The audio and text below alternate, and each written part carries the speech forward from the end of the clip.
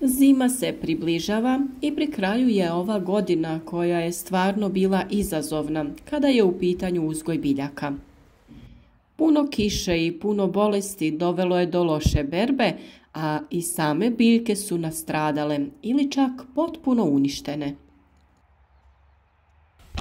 Samo voćari koji ne propuštaju jesenje prskanje, zimsko i u vegetaciji mogu očekivati stabilne, redovne i kvalitetne prinose.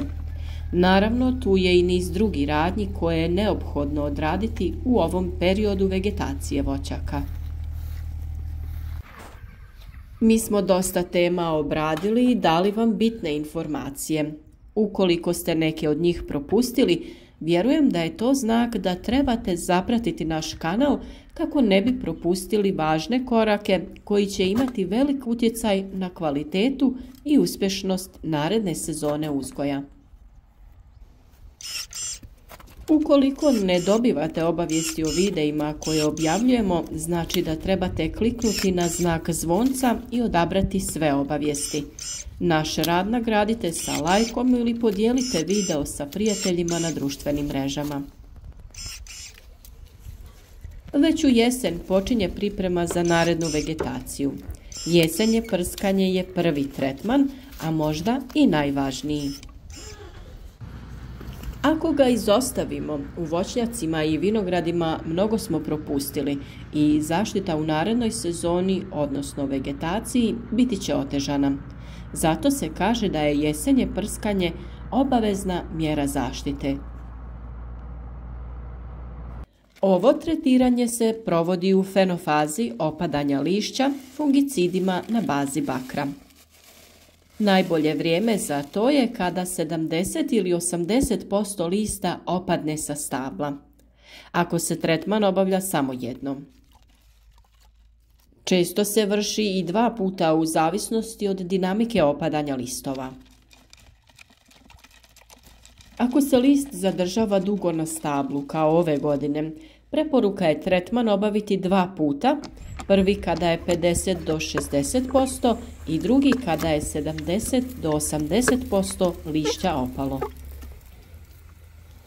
Rane i oštećenja nastala prilikom opadanja lišća te prilikom orezivanja predstavljaju ulazna mjesta za nastanak infekcije. Da li ste vi možda već odradili ove tretmane i kakvo je stanje kod vas u vašim voćnjacima? Uvijek rado čitamo o vašim iskustvima, pa nam ostavite komentar i podijelite vaš način uzgoja. Pišite i pitanja i nedoumice koje vas muče, ali svakako prvo pogledajte video do kraja jer možda dobijete odgovor baš na vaše pitanje. Velik broj uzročnika biljnih bolesti prezimljava u pukotini kore, na samoj kori, rak ranama grana i na raznim oštećenjima. Da bi se to spriječilo, primjenjuje se jesenja zaštita. Prva mjera prije tretmana fungicidnim sredstvima odnosi se na higijenu u samom voćnjaku, a ona podrazumijeva uklanjanje svih suhih grana i grana nakon orezivanja, uklanjanje opalog lišća, mumificiranih plodova na granama i pod krošnjom. Sakupljeni materijal potrebno je ukloniti i spaliti van voćnjaka. Na taj način umanjuje se prisustvo patogenih gljivica i bakterija, uzročnika biljnih oboljenja. Također potrebno je pregledati debla i ako je potrebno metalnom četkom ili posebnim strugačima sastrugati lišajeve, mahovinu i gnijezda gusjenica i ostalih prezimljujućih oblika insekata. U tom slučaju umanjujemo mogućnost prezimljavanja insekata u kori drveta. Kao što smo već pomenuli, tretman u jesenjem periodu obavlja se fungicidima na bazi bakra.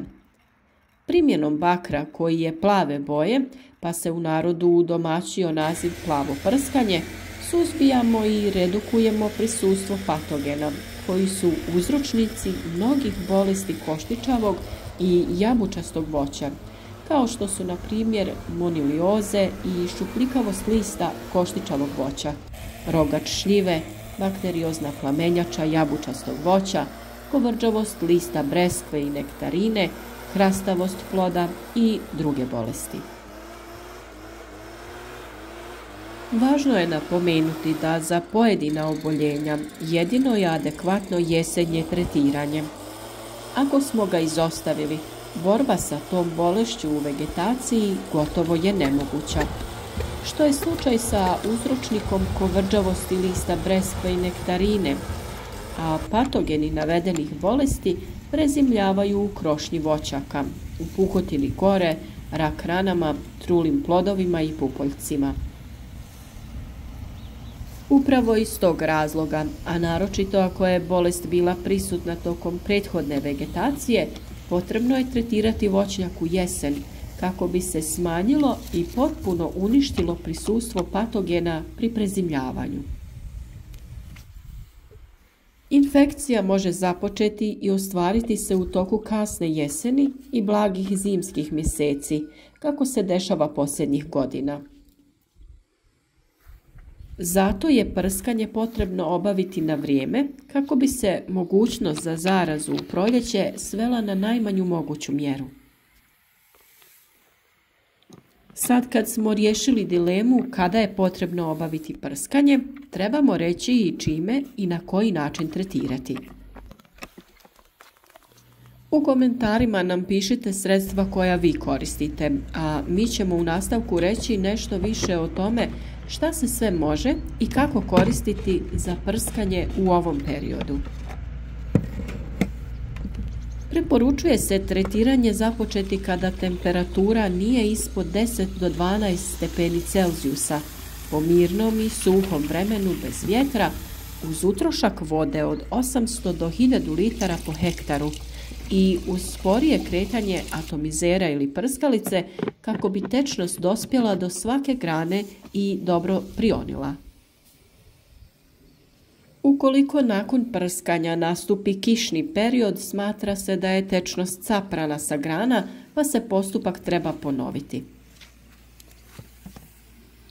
Potrebno je kompletno stablo tretirati od krošnje do debla, tako dobro da čak tečnost kapa, što se često naziva i kupanje stabla.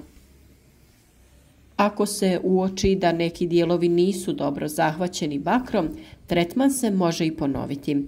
Njime se osim gljivica uspješno suzbijaju i fitopatogene bakterije.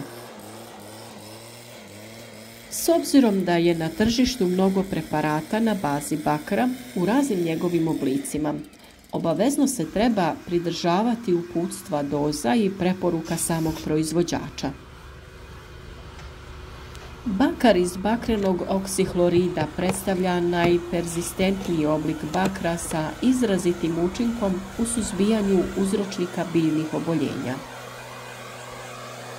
Neki od tih preparata su bakarni oksid hlorid 50 koji se koristi u koncentraciji od 0,5%, kuprozin VP35 koji se koristi u koncentraciji 0,3%, zatim Nordox, Cupra Blau Z i slični.